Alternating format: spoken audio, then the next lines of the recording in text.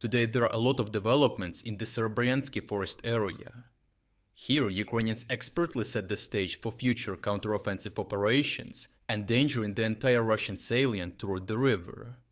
North of the forest, Russians have tried for over a year now to eliminate the Ukrainian bridgehead east of the Zherebets River, to cross it and take control of Lyman, consolidating their gains in the process.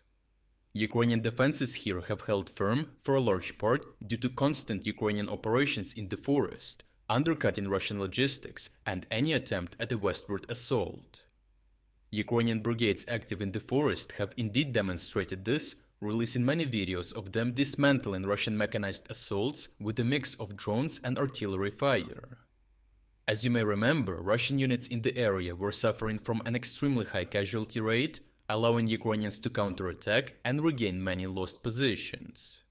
The front line in the forest, on the other hand, is inherently static due to the high density of trees and trench fortifications covering the entire area. However, recent successful Ukrainian counterattacks have shown that Ukrainians can advance in the forest under the right circumstances and with specialized assault brigades. Russian military analysts noted that this opens up the possibility for Ukrainians to launch a localized counteroffensive in the forest to attack the Russian Dubrovo-Kuzmina-Kremina line of settlements. If such a Ukrainian assault proves to be successful, instead of just harassing the Russian salient, Ukrainians would be able to cut it off completely, undoing over a year of Russian offensive efforts. To achieve such an ambitious goal, Ukrainians have to create ideal circumstances and take the most advantageous tactical and strategic positions. To get to that point, Ukrainians must first eliminate the threat of Russian attacks to focus all their preparations and resources on offensive actions. Ukrainians continue to reinforce the forest area with manpower and strengthen their positions against Russian artillery and assaults. Ukrainian and international brigades active in the forest continue to engage in small-scale skirmishes with Russian units and positions.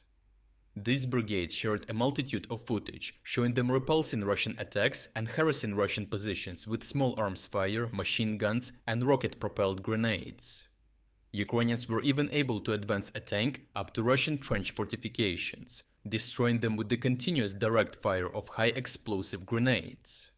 The Ukrainian 63rd Mechanized Brigade shared footage of them firing at Russian positions in and around the forest with conventional cluster and rocket artillery, as well as showcasing the extensive use of drone-dropped grenades. Ukrainians targeted Russian drone capabilities, tracking and destroying a Russian reconnaissance drone team behind Kremina.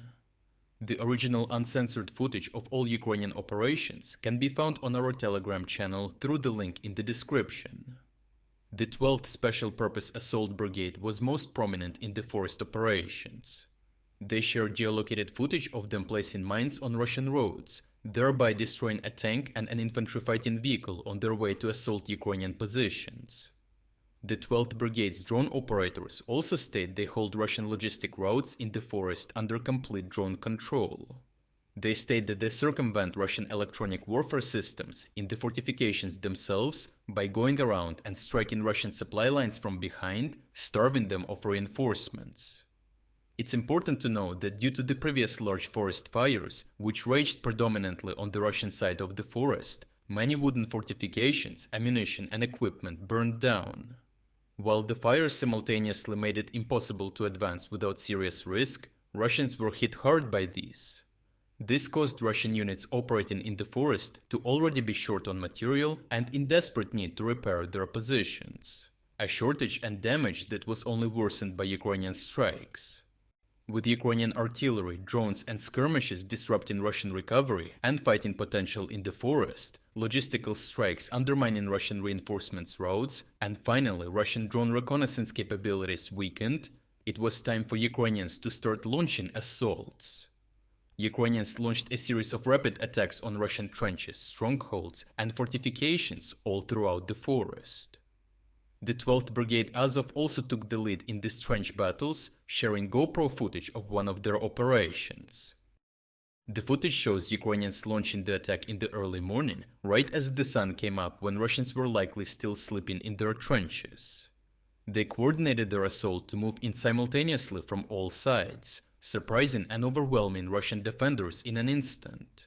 The assault group systematically moved through the trenches, engaging and clearing Russian fighters out of their dugouts with grenades and small arms fire. The assault lasted no longer than 20 minutes, and the fighters quickly took up defensive positions to repel a possible Russian counterattack. The original uncensored video of this assault can be found on our Telegram channel as well. In another raid, Azov fighters surrounded a Russian preliminary dugout, after which the 3 Russian soldiers inside immediately surrendered.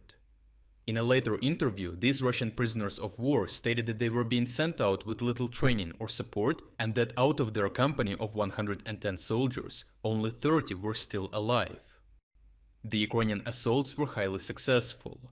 Both Russian and Ukrainian sources reported that the Ukrainians had advanced over 1 kilometer in only 1 day.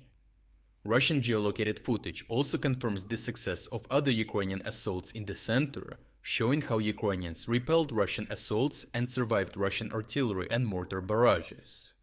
Only one video shows that Russians were able to make it into one specific trench and encircle Ukrainian fighters in a dugout.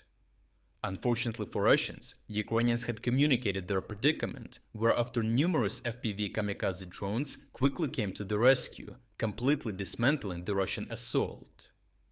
Overall, the Ukrainian assaults were a massive success.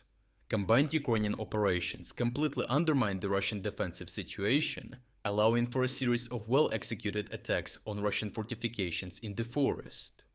Due to Ukrainian logistical strikes, Russians could only muster small squads of infantry to conduct their counterattacks, allowing them to be swiftly defeated. The Russian footage also shows that Ukrainians successfully held and secured their positions, massively increasing their area of control. If Ukrainians can continue to undermine Russians in the forest, they will be able to systematically clear Russian positions and fully expose the underbelly of the Russian salient. If you're against the invasion of Ukraine and you want to support the work that I am doing, consider making a purchase in the online store UA Supporter. Here you can find a lot of products with Ukrainian symbols to not only show your support for this channel, but also for Ukraine. The link to the online store is in the description. Thank you for watching this report, and I will see you in the next one.